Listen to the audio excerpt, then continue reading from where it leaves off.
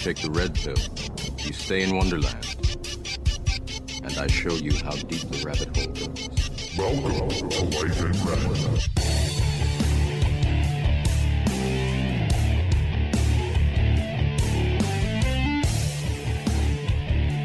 All right, I'm here with my friend Luke Carroll. Luke, how are you? Not bad. How are you? I'm good, thanks. I don't know if you remember, but we briefly crossed paths in university. Oh yeah, I know. I totally remember. Okay, yeah. perfect. No worries. So I was tracking your story on Twitter for about a week or two after I saw some mutual friends repost it. But you and your girlfriend Nicole, you were stuck in Peru. Yep, that's right. That's right. Wow. We're gonna go through this journey here, but just wanted to start off. When you chose to go, when did you leave, and did you know that this virus might have been a concern at the time that you left? No. So we left in January. We've been planning this trip for probably about 6 months before that. And we went to Buenos Aires, and at that point, I think we'd started hearing a bit about coronavirus, but it was really just this distant virus in like the Wuhan province of China. It didn't really seem like a big concern at the time. We kept following it throughout the trip, but honestly, it looked like a way bigger concern in Canada and North America, because South America didn't even get its first case until pretty much March. But yeah, so at the time, in short, at the time, yeah, it really didn't seem like a big issue when we first left. It was kind of just coming on the scene. Yeah. So there was no official travel warnings or anything. What were there, or was it just kind of like you saw it on the news? Like, I think it was every fourth story. It wasn't even headline news. It was, not thinking it's even going to come here. No, yeah, exactly. There was zero travel advisory. There wasn't even travel advisories at all. They didn't send any out until the government started announcing for people to come home. Right. But yeah, it was just on the news, just following, whenever hopping on Twitter or just keeping up with what was going on. You see the odd thing about it, but yeah, it happened very quickly though. Yeah. So when did you start becoming concerned? When did it, like you said, it kind of happened so fast. Was there a moment where all of a sudden, it just you're started panicking and having to search, or was it you kind of had time, okay, let's go try this, let's try this before it started getting out of hand? It started, we definitely started seeing more sign, weather notices or just alerts about it, probably around early March. And that was when we started kind of noticing something was up, this was bigger than just, this is a bigger deal than we realized, even if there wasn't a lot of cases in South America. But the day when stuff really started picking up quickly was definitely the day they announced it was a pandemic, when Wu announced that. So that day we were in Bolivia. Actually, we were right on the border town of Bolivia and Peru. And we knew right then that that was when stuff kind of started getting a bit concerning, and we started thinking maybe the trip was going to have to get cut short because stuff was getting way more serious. And we were especially concerned because since it was declared a pandemic that day, it was the day we were crossing the border from Bolivia into Peru. And we really just didn't want to be caught in Bolivia in case they closed their borders. Just a bit of backstory on in Bolivia, they had what was essentially a coup in October, and they were planning to have another election in May, but based on what was happening, it looked very likely that election was not going to happen. And it was just kind of uncertain what could happen in the country with that going on. So anyways, that was when stuff started getting a bit more stressful, and we were able to cross and it was okay, but that wasn't, again, we again realized that stuff was getting more serious because we'd crossed the border between Peru and Bolivia probably about 2 weeks earlier, and it was fine. There was nothing to it, just hand your passports, everything was fine. But this time crossing back, there were guys in hazmat suits who were taking everybody's temperature before they crossed. And even there was one, I think it was an American guy with us, who had a sunburn on his forehead, and he got taken aside because his temperature was registering too high. So that was when we started realizing stuff was getting serious, and we started truly realizing we're probably going to have to cut the trip shorter than we expected. Right. So, I mean, that's the second time you referenced that. You're just okay, well, I guess we're going to have to go home soon. Mm-hmm. So you got into Peru right after that. So what was kind of the next part of that? Because right when they announced it as a pandemic, I think it only took a couple days before like, I was working at home. Mhm. Like that happened very rapidly. So what happened as soon as you got to Peru and to the point where you started to try to actually like book your travel home? The next 2 days kind of went more or less as normal because we just felt like, as like ridiculous as it sounds, just Peru felt safe enough that like we thought we'd at least have a couple weeks there, to get out. Hmm. There really wasn't many cases. Like everything was going kind of as normal. So the first 2 days were in Peru were kind of okay. Like I think the 13th, the 14th, and 15th. And then the 15th was the day that Trudeau announced that Canadians abroad should come home. And once we heard that, we realized, okay, like we probably should look into this. And we started, we talked to Nicole's mom. She was a nurse. So we just kind of asked her what her opinion was on all this. And she was even saying, yeah, like you, like maybe give it a day or two and see about maybe coming home, like the following Sunday or something. Mm. Like we still thought we at least had a week to leave. But on that day, within probably about 2 hours after even having that phone call, was when the president of Peru, declared a state of emergency and declared that he was closing all borders by midnight the next day. So we did not have a week. We only had about 24 hours to try and get out. Yeah. Wow. So what was that experience like when you got that announcement from the Peru uh president? Did you like have to go like right to the airport? Were you trying to make calls? Like what was kind of how were you trying to get out of there as quickly as possible? Because I'm sure everything was just like jammed. Yeah, it was a crazy moment. See, the thing was, this is what I guess annoyed us was we didn't. The only reason we knew that the Peruvian president had made this, and it was clear something was going on because there was just people were moving around our hostel. Things felt a bit weird for sure. But the only reason we even learned that the Peruvian president had declared this was because this bus company we were registered with sent out an email alerting us of it and saying they were going to run an emergency service. Oh, sorry, for background, we were in this town called Paracas, which was about 4 hours from Lima. So this bus company announced that they were going to run an emergency bus from that town in Paracas to the Lima airport. They sent this email out at 10 p.m. and they said the bus would be there at 10:45 and just to get your stuff and just be ready. Oh So shit. we just immediately ran to our rooms, got our stuff all packed up, went out to this bus stop and waited for that bus to come in. But the thing that annoyed us was that we didn't even hear this from like the embassy firsthand, like when we'd been registered with them for months in advance. And the fact that they weren't the ones that informed us that it was this bus company that just luckily was taking care of their clients. So anyways, yeah, we hopped on that bus and it was 10:45 p.m. It got us to the airport for 3:30 a.m. That day.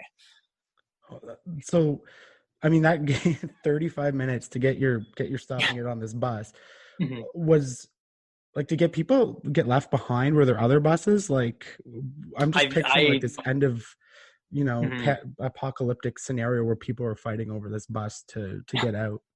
Luckily, there was enough space for all of us on it, but Okay. I'm sure there were a lot of people in that town that would have, been left behind who just didn't like. We were just lucky. We were glued to our phones that day because we could Yeah. tell something was up. Like if we'd been out at a bar or something, like it would have been very easy to be trapped there. And that, like, it was a small town. Like we didn't even see a grocery store there, so I don't know what the situation would have been like for to be stuck in a place like that. And there were a lot of people who were stuck in towns like Right. that. But yeah, Um, it was just lucky. Yeah. yeah. Were you around like people from like other countries at all? Yeah, there's a lot of people from other countries, and there's quite a few people from Canada actually who were on that bus and who were at our hostel. So there was, it was a pretty diverse group. Like this bus we were on it was like a hop on, hop off bus. So it was mainly almost entirely all international people. So Right. yeah. So I'm trying to pick like so they were getting information. Were they getting information from their government? Because you mentioned like you didn't hear from your embassy, like our embassy, Canada. Were Mhm. they getting information relayed to them? Were they hearing different things from their governments? And like you guys had to like form this little community and like try to piece together this puzzle of what's happening? Yeah, some of them were. The only ones I know for sure was the Irish embassy was keeping in pretty good touch, which was pretty crazy because their embassy isn't even in Peru. It was in Santiago, Chile. But yeah, for the most part, it was a lot of just rumor mills and like nobody really knew totally what was happening. There were people like the bus was great. Like there was like a girl sitting behind us on the bus who was just crying the entire time. Like people were like panicking for the most part about Wow. how they needed to get out and like because they just had no idea what was going to happen. Like, it was, all we knew was we heard it was going to be martial law. The guy who was leading the bus, he at least talked to us a bit and told us what the situation was, and that there would be soldiers in the street and you wouldn't be allowed to leave your place unless you were going to the grocery store. So he gave us like some of the details there, but yeah, for the most part, everybody was just kind of, nobody really knew fully what was happening. All they knew is that they wanted to get out of there as quick as possible. Right. So just like this completely surreal experience like going on around you. Yeah. Oh yeah. Yeah. It was Was crazy. there like adrenaline? Like, were you like, was this kind of like this experience of like, I don't want to like put it as dramatic as life or death, but you know what I mean? Like where you're just like thinking on your toes, just doing all these quick movements, like what's going through your mind, and like take us through a bit of your emotion through that. Oh, it was, yeah, definitely adrenaline, but it was kind of an annoying type of adrenaline because it was still a 4-hour bus ride. Right. So, and it was so late at night, so I just couldn't sleep. So you're just sitting there, but we kept busy because since we were heading to the airport and we didn't have anything booked, we got a hold of Nicole's sister and my sister, and we're trying to get them to just try it because all we had for Wi-Fi was the bus's spotty Wi-Fi, which was not working very well. So we were just kind of desperately trying to get a flight pretty much anywhere. Like, since they were closing their borders, it was, if there was a flight to the UK, we would take it, or a flight to Miami, we would take it, or even Brazil because they still had their borders open. So we were just kind of desperately staying on the phone with them, trying to look stuff up. The Wi-Fi kept kicking out and kicking us out. And anyways, there was nothing available though that whole time, and we weren't able to sleep. And we're just like, honestly, like just, yeah, things just going through our head is what to do next.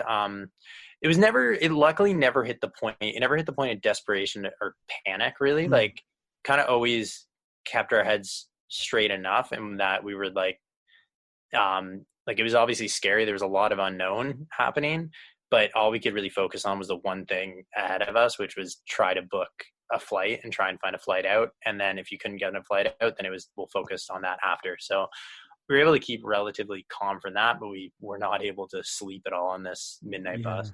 So this is where I kind of started picking up your story, because I saw you were getting some media surrounding it. So I know I saw a piece in the Citizen, and you used to work there, right? Yeah. So were you calling like the newspaper people, or were they just kind of tracking like your old colleagues, or were they just kind of tracking your Twitter feed, being like, "Yo, Luke, what's going on?" Yeah, it was my one colleague. She saw me because we were tweeting. We were just frustrated with the embassy, I think, at this point. So we were tweeting at the embassy why. And I think at that point we'd probably been at the airport for like 8 or 9 hours, and we still hadn't even gotten an alert from the embassy about what was happening.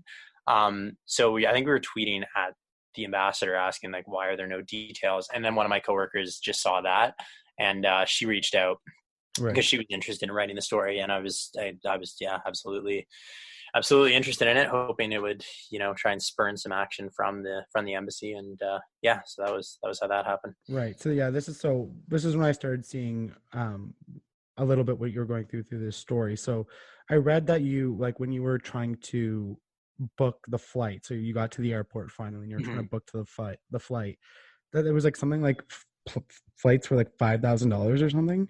Yeah, it was, and it wasn't even.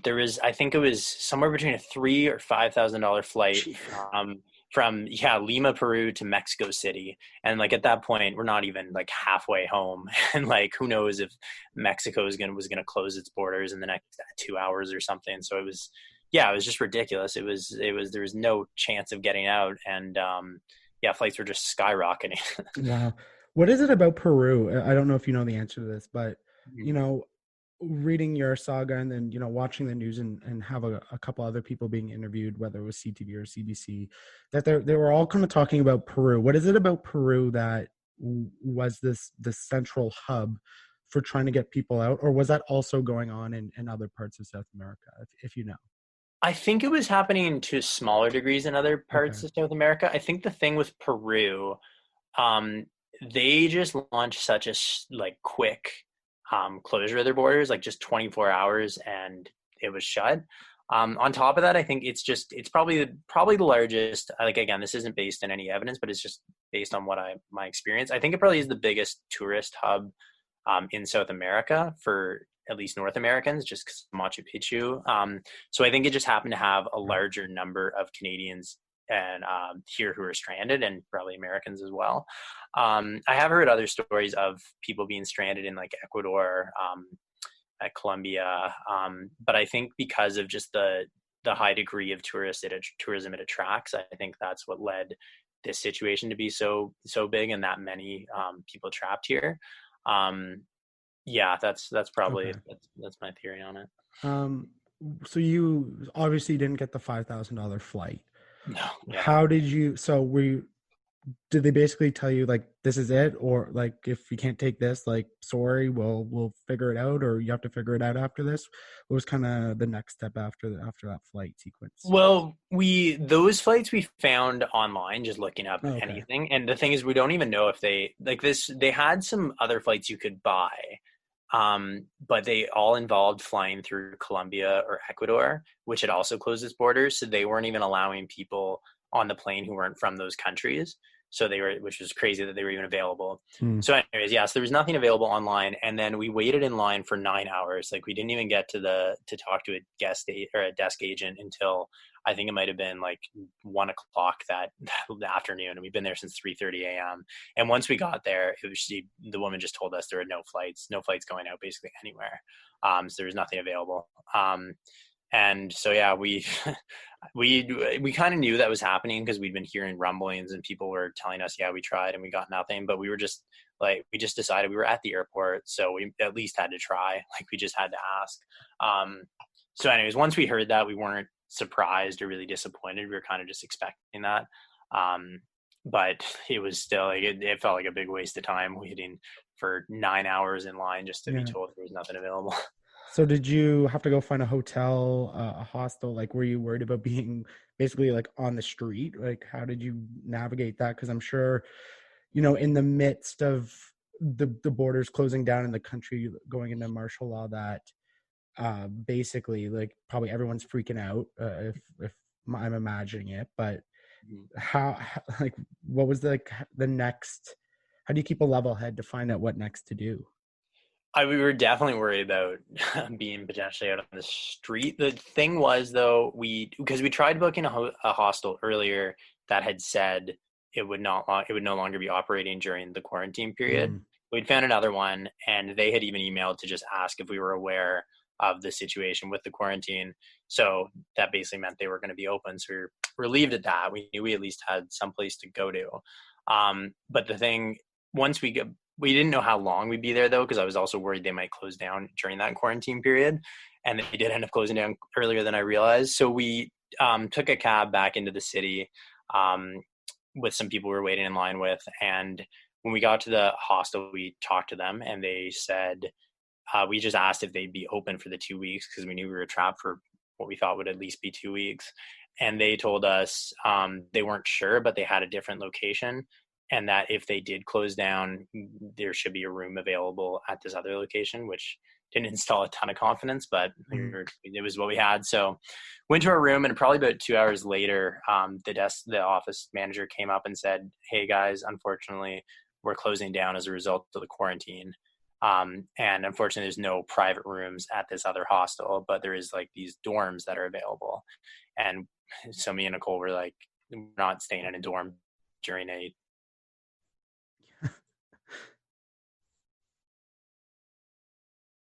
epidemic or pandemic, Yeah, no, We looked up some some Airbnbs and some private apartments. Yeah, and luckily, I don't even know how we got this lucky. We got just like a gorgeous apartment in this really nice area of town, and we were able to go there. And they were going to be up and running. And we got really lucky. So we had a good place to stay for the weeks we were there. right.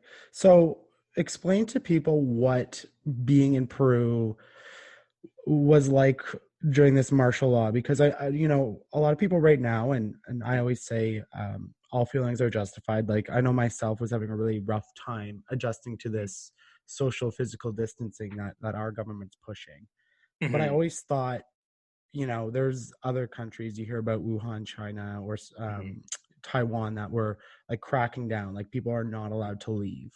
Mm-hmm. What was that like, being in that situation? Like how much more stringent was it there?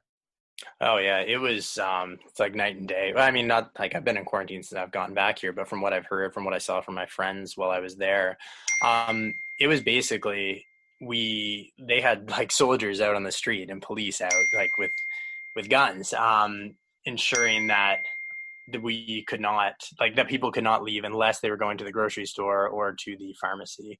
Um, they had yeah, it was a full martial law shutdown. So and the thing was the rules were changing every day. Like they were putting in mandatory curfews as well.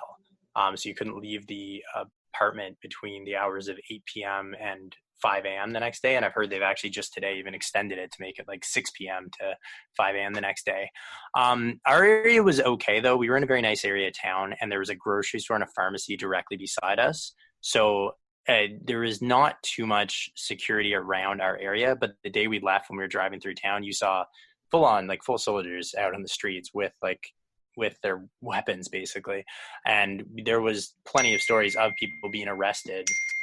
Sorry, That's okay.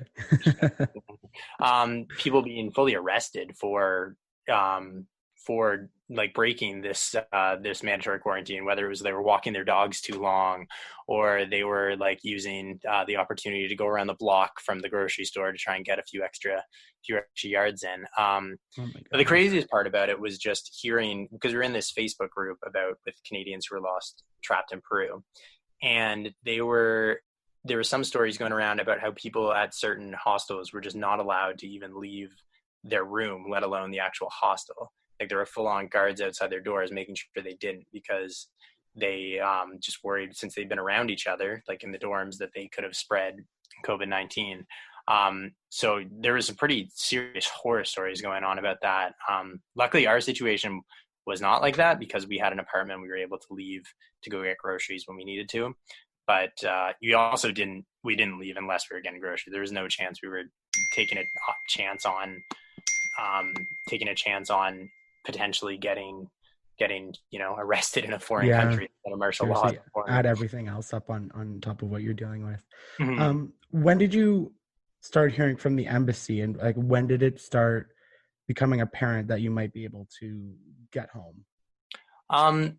So I think we never really even heard from like a person at the embassy, to be honest. There was a lot of automated emails that were coming through. I honestly don't think stuff started happening until the media really started covering what was going on.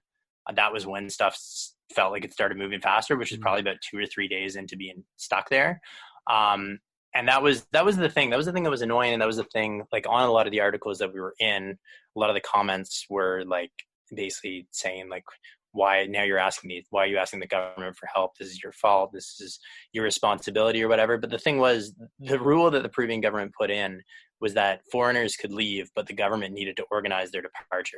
So we legitimately needed the government to do it. It wasn't that we were just not taking any commercial flights out. There just were no commercial flights out. Right. But yeah, once the media started covering it a lot more and it started getting bigger, that was when we started hearing from the government. It was probably 2 or 3 days in. But stuff got pretty scary one day because I think the foreign minister for the Peruvian government announced that they were no longer supporting repatriation of foreigners.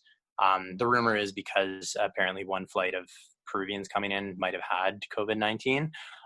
So it was pretty concerning because we were thinking, okay, great, the government, they waited too long and now we missed our chance to even get out. But luckily I guess they negotiated something and they said they'd still allow for citizens to be repatriated, but it just had to be through the airbase, not the airport. They fully closed down the airport. But yeah, we started hearing from them about 3 days, but we didn't honestly know if we were going to be getting out until about 24 hours before we got on the plane. There was just so much uncertainty up until that time. You had no idea when things were going to change, if the Peruvian government would change their mind again, if the Canadian government could even lock something down. I was very unsure up until that moment. So what did you have to do to like register, or like did someone finally reply your tweet and be like, oh yeah, like email this thing, or like how were you getting the information to even know how to get out? There was a lot of the Facebook group helped a lot because Okay. people were calling and they were getting bits and tidbits of information, and people had friends in certain places. The annoying thing there was nothing was verified, so you never knew what was just a rumor. It was the rumor mill, you know. But there was like those automated emails were providing bits of information, not lots of it, and not great details in them, but they'd be saying we're working on flights, we don't know what day, we'll email you if anything updates. And then finally about 24 hours before, we started seeing in the Facebook group that they were sending out emails for flights with a specific code, that you had to put in the Air Canada website to book your flight out. And yeah, that was about 24 hours before. But that system for getting people out was just, in my opinion, just deeply, deeply flawed. Right. In this time, so I know obviously with the isolation, you probably weren't around other countries, but I'm just trying to like get a perspective of, what Canada was trying to do versus what, Sweden or UK or America were trying to do for people. Did you get any of that information, or was it just strictly pretty much like you just were talking to other Canadians in the same kind of predicament? No, we talked to quite a few people from other countries, and some, to be honest, like some were a lot better. Like Israeli citizens were out basically the day after the Peruvian government announced the border closed down. Same with Mexico. Other countries were in a lot worse predicament from what I heard. Again, don't have this verified, but I'm pretty sure Australia was not doing any repatriation, which makes, I guess, a bit of sense. Like that is very far. You'd have to cross the entire ocean for it. But some people in Sweden, we heard their government, the EU, was organizing like a single flight for just the vulnerable to get them back to Europe. Our friends in Ireland, they were saying that apparently they were organizing a chartered flight for people just to London for $5,000, and from there they'd have to just head over to Ireland, so they'd have to rent something. Or so yeah, it sounded like it was somewhere in the middle. Some countries were a lot worse off, and other countries were a lot better and quicker. Yeah. So this flight that you ended up getting, like, was that you had to pay for a seat on that, or was that like supplied as like from the government? Oh no, yeah, we had to pay, and we had to pay about around triple what the actual price would be. See, that's interesting because I was definitely under the impression like this was like kind of like a rescue mission, and that the government was coming in with the planes to get Canadians home, but like really that's not the case. No, But yeah, it isn't. totally. It was still like a commercial endeavor, which I don't think a lot of people know.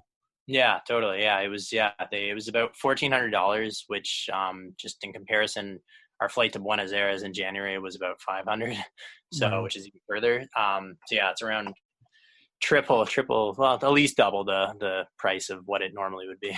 Wow. So, when you got word, it's like, okay, we can get home. What was the process? Now you know that like you had to run to the airport basically and sit and wait, or so you enter this code in and then enter your information. Just like that last part of trying to get on that plane home.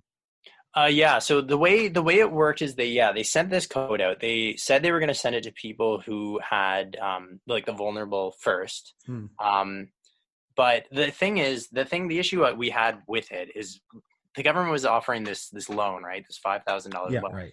which we looked into just for the sake of it because we had nothing else to do. And it was basically like, don't apply for it if you have a credit card or if you have family with money, or so we're like, who in this situation doesn't have, one of those things? Like if Yeah, you're like already if you abroad. traveled, you obviously Yeah, have to have a exactly. credit card. You're gonna have a credit card.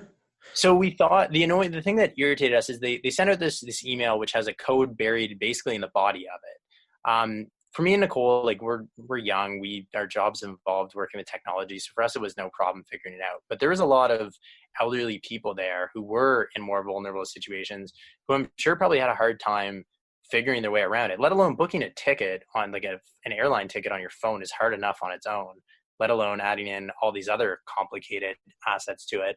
So we kind of worry with that system that a lot of vulnerable people were left behind just because they could not figure out this way. So of booking the ticket. And with this offer of this loan, I don't understand why the government wouldn't just send the vulnerable people their tickets and said, pay it back once you're home, Yeah. something like that. Especially if you don't have, there were families of 5 that had to drop like $8,000 just to get home. So I don't know why they couldn't have just done it that you could, pay it back once you're home. Right.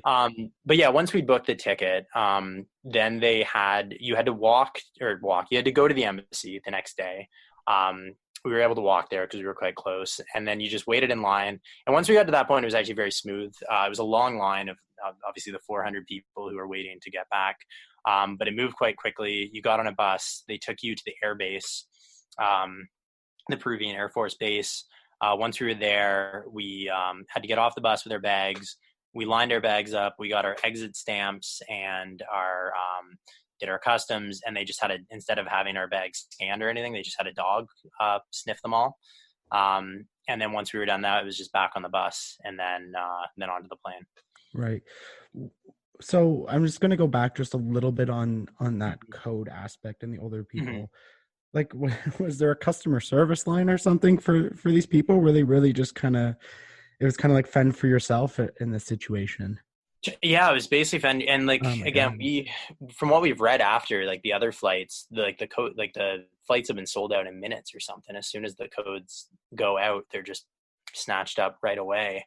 There was no real, people would try calling to do some sort of customer service, but by that point, after waiting, I'm sure hours, everything be sold out. So, yeah. So are you still in those groups? Are there still people stuck there?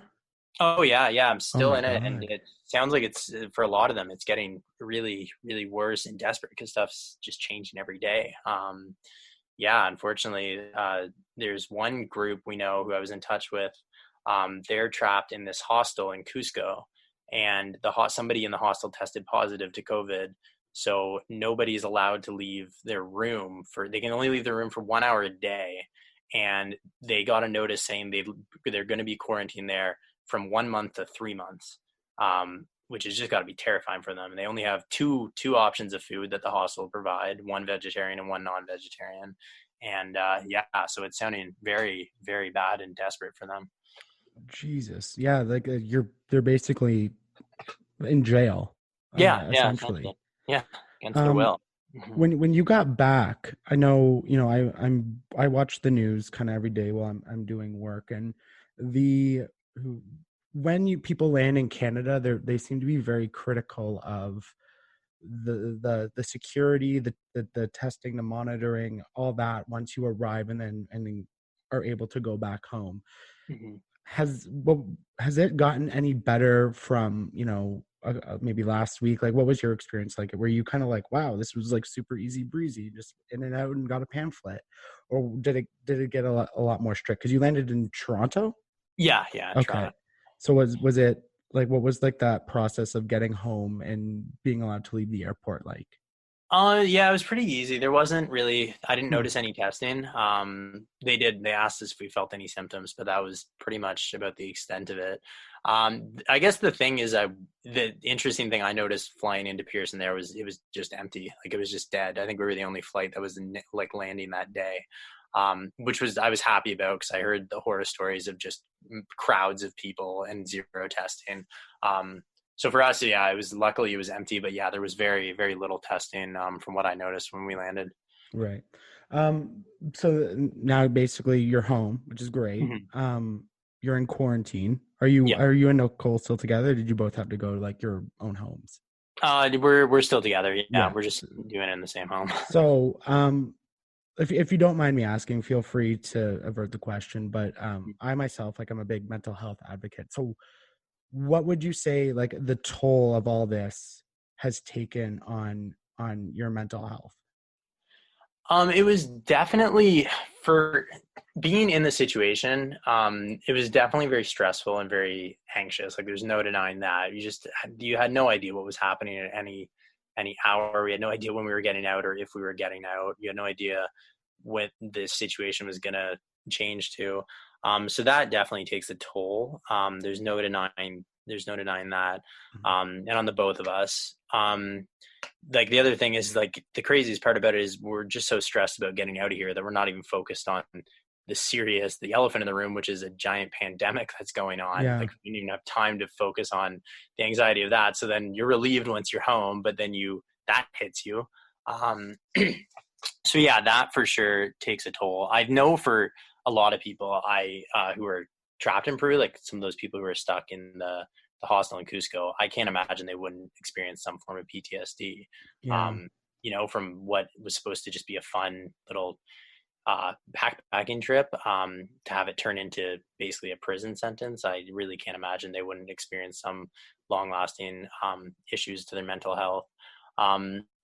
For us, again, we were so lucky to have such a nice apartment to stay in, and we at least had each other, and we were able to we had good friends who would reach out and stuff. So that kind of kept us grounded. But yeah, despite all that, there's still lasting effects to just the stress of not knowing and being trapped in a foreign country that's under martial law.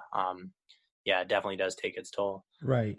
This is the question, and I wanted to ask, and I know you referenced it earlier. When stories like this, and I'm sure you even got comments on it, were being posted. It's those people who are like, well, why'd you even leave? Again, this is your fault. Is it the government's responsibility to go back and get you? What through this process has your opinion on all that? Like, how has it kind of been formed? For me, it's made me question what the role of embassy is. Right. In a lot of ways. That's the main thing it's had on me. Because I just feel like a lot of the situation could have been avoided. I don't know, had the embassy reached out maybe 2 days before and said, we've heard some things about the borders potentially crossing. Like even the Canadian government, they only announced the Canadians abroad should come home about 24 hours before Peru closed their borders. Like I don't know anyone who's ever tried to buy a flight in 24 hours in advance, but they're not affordable and there's hardly any available. But yeah, that's mainly what's this experience has shaped my opinion. Like obviously I'm sure just directing a lot of my stress at something, and I guess that happens to be the government, but I do feel like they do owe some responsibility to their citizens to keep them safe while they're abroad, or at the very least just keep them informed so they can keep themselves safe. Right. Another question, like after all this, when this is all said and done, and what you and Nicole went through, do you think you would still travel again? Yeah, that was the other thing I was going to add to the mental health question, is I wonder what this will do to my my anxiety while traveling. Yeah. But I would like to, like, obviously this is it's crazy that this happened, my first ever backpacking trip, a global pandemic hits. Like I don't know what the luck is there, but Yeah. yeah, I still would I still would like to. I hope it doesn't taint my experience with traveling. And I think the fact that we did, get out of it relatively unscathed, other than, a bit of stress and anxiety, it hasn't ruined it for me, I don't think. But I mean, financially, like I'm not going to be able to travel for a while now. Right. The amount I had to pay in the end. But again, yeah, I think like psychologically, I don't think it'll have a lasting impact on my enjoyment of travel. But yeah. Right. Now that you're home, are you still, advocating on behalf maybe of the people who are still stuck, who are in that group, who, are stranded somewhere? Like, is there still sort of, I guess, a camaraderie for you all, that the people who did make it home, you're still trying to fight, still trying to get information out for those people who are stuck? Or is it kind of like, I'm not trying to make this like, frame the picture of you like either it's like you help or you're gone because you're home. No. But like, is there still that sense for you that, you still want to fight some of this battle to help the other people get home? Oh yeah, for sure. And I think that's kind of in agreement with almost everybody in that Facebook group who did make it home. Like I recently wrote a story for the Toronto Star on that situation in Cusco with the people who are trapped in the hostel. Still tried to reach out to various, MPs to try and keep them alerted that there are still people stuck there. Still tweeting at the ambassador, to try and to continue to get people out. yeah, there's a common agreement. Like we're just the lucky ones who got out, and like it does sound like it's getting a lot worse for the people who are still stuck there. Because the government also did announce in Peru that it was supposed to initially be a 2-week quarantine with the borders closed, and they just extended it another 2 weeks. So like these people don't know when they're getting out. There's no commercial flights to Canada for the entire month of May, and I think even June now. So yeah, then basically, yeah, it's still just advocating. The other thing that like kind of pushed us to is I understand why he would say it, but Trudeau saying that they're not going to be able to help everybody without providing any details just caused like a mass hysteria in that group because nobody wants to be the one who's left behind and nobody knows who's going to be left behind or um, so it's created kind of a very panicky attitude within that Facebook group. So the only way to try and make sure that everybody gets out is to continue advocating while you have the means to. Have you ever gotten a reply from an MP, like a meaningful reply from anyone from the government or the embassy or on a tweet like that, like some sort of official, like helpful response? As bizarre as this is, Ryan, the one person who was honestly giving us the most dialogue on the situation was a conservative MP from Calgary. Like neither of us are from Calgary. He just happened to be, somebody posted him into that we should reach out to him in the Facebook group because I guess he was their MP and we just didn't really look it up. We just did. And he was the only one who gave us regular updates on what was happening and on what he was trying to do, which just felt so bizarre. We did hear from I did hear from my MP. Nicole did hear from her MP, but they were usually pretty lackluster. Like they didn't include many details. There wasn't anything really meaningful, but this one MP named Tom Kamik from Calgary, who I guess he was a former foreign affairs minister or something. He was the only one who gave us regular updates on what was happening on, that flights were being worked out and just direct, not automated responses at least. Wow. Shout out to him. yeah, I know. It's so bizarre. So for now, everyone who's hearing your story, whether it's, people who've read the article or who you've told or people brand new to this story, is there anything we can do, to help the situation of people who are still stuck abroad? Anything at all? I think the best thing is just resharing their stories, whether it's on social media. I think that's the best way. As long as like the pressure is kept up on them, then they can't really leave the people behind. I've seen like the foreign affairs minister and the ambassador have been sharing all these positive tweets of getting people out, which is great. They are getting people out, but it really isn't completed until everybody's out. So I guess the only way is to, keep the story relevant because it's easy for stories do get old after a while. People kind of get tired of hearing the same thing over and over again. But as long as it keeps getting written and keeps getting shared, then I think the government has to act to try and help everybody who's there. Right. Yeah. And, you being in the news business, me being in the media business, we both know how quickly the news cycle kind of turns over and how we all move on to something new and shiny. And now that people are starting to get home and they're tweeting out these stories and things continue to evolve here, that, those stories often get forgotten about, unfortunately. And then, if I didn't ask you, I would probably have no clue that people were still stuck there, which is the kind of a real scary thing because that's just in one part of the world. Mm-hmm. That's Totally. not even, the rest of everywhere else. So it's definitely kind of scary. I mean, now that you're home, like, how are you guys feeling? I no symptoms. Everything's good. You're just looking forward to being out of quarantine here soon. Yeah, exactly.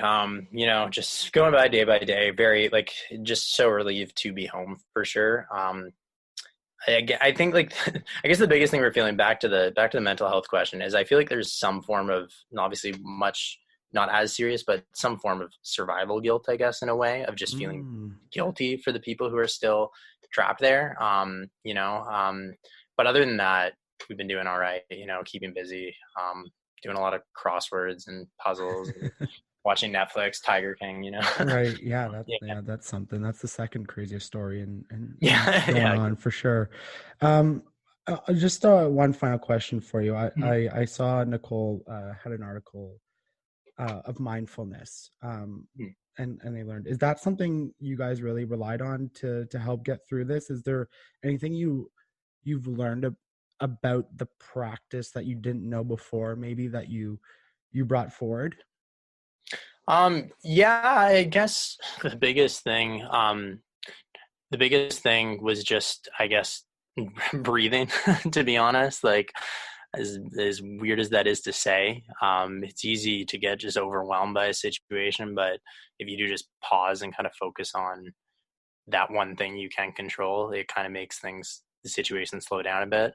And once you do that, you can kind of focus on your problems one at a time, just kind of like we did, whether it was focusing, all right, we need to see if we can try and get a flight out. We can't get a flight out. Okay, let's see if we can get a hotel. We got a hotel. We got a hotel for the next 2 weeks, so we're going to be okay here. Now let's focus on trying to get a hold of the embassy to see if we can get out of here. And once you did kind of slow it down like that, then the problem became very manageable, as opposed to an overwhelming situation which involved you being trapped in a foreign country, relying on your government to negotiate your exit. Yeah, it just became much more simple that way. Right. Well, listen, man, I appreciate you sharing the story because I know you're trying to advocate, but I know it also can't be easy trying to relive some of the details and everything. So I really do appreciate it, and I'm glad you and Nicole are both home safe and happy to get the story out to hopefully try to get more people home. Are there any last final words? I usually like to give people a plug or anything. I don't know if you're writing articles now and you're resuming kind of some work for people to go check out, or any articles that you're doing. Yeah, well, nothing new just yet, other than that recent one on the situation in Cusco. If people want to go read that, it's on the Toronto Star website. But yeah, just I appreciate you taking the time, Ryan, to share the story and for following it so diligently. Yeah, listen, man, continued good health to both of you. And I don't know, maybe down the road we'll bump into each other again. Yeah, that sounds good. Okay. All right. Bye, everybody.